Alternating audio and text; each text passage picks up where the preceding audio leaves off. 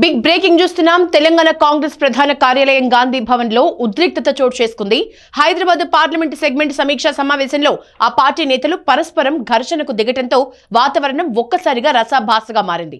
మంత్రులు, సీనియర్ నేతల సమక్షంలోనే నేతలు భౌతిక దాడులకు దిగటం పార్టీ వర్గాల్లో తీవ్ర కలకలం రేపింది. మంత్రులు పొన్నం ప్రభాకర్, అజరుద్దీన్ సమక్షంలో కాంగ్రెస్ నేతలు గొడవ పడ్డారు.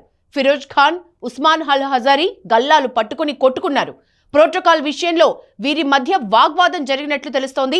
వివాదం మొదలటంతో సమావేశం ముగిసిందని మంత్రి పొన్నం ప్రభాకర్ ప్రకటించాల్సిన పరిస్థితి వచ్చింది. హైదరాబాద్ పార్లమెంటు పరిధిలోని పార్టీ పరిస్థితి, భవిష్యత్తు కార్యాచరణపై చర్చించేందుకు గాంధీ భవన్లో బుధవారం ఈ సమీక్షా సమావేశాన్ని ఏర్పాటు చేశారు. అయితే సమావేశం ప్రారంభమైన కొద్దిసేపటికే ప్రోటోకాల్ విషయంలో వివాదం మొదలైంది. ఈ క్రమంలో కాంగ్రెస్ సీనియర్ నేత ఫిరోజ్ ఖాన్, ఉస్మాన్ హజారీ మధ్య తీవ్ర వాగ్వాదం చోటు చేసుకుంది. ఇద్దరు నేతలు ఒకరిపై ఒకరు ఆగ్రహంతో ఊగిపోతూ మంత్రుల ముందే చొక్కాలు పట్టుకుని గొడవకు దిగారు. అనంతరం ఉస్మాన్ హజారీ ఫిరోజ్ ఖాన్ ను నెట్టివేయటంతో ఆయన కింద పడిపోయారు. అయితే మంత్రులు పొన్నం ప్రభాకర్, మహమ్మద్ అజారుద్దీన్ సమక్షంలోనే ఈ గొడవ జరగటం హాట్ టాపిక్ గా మారింది.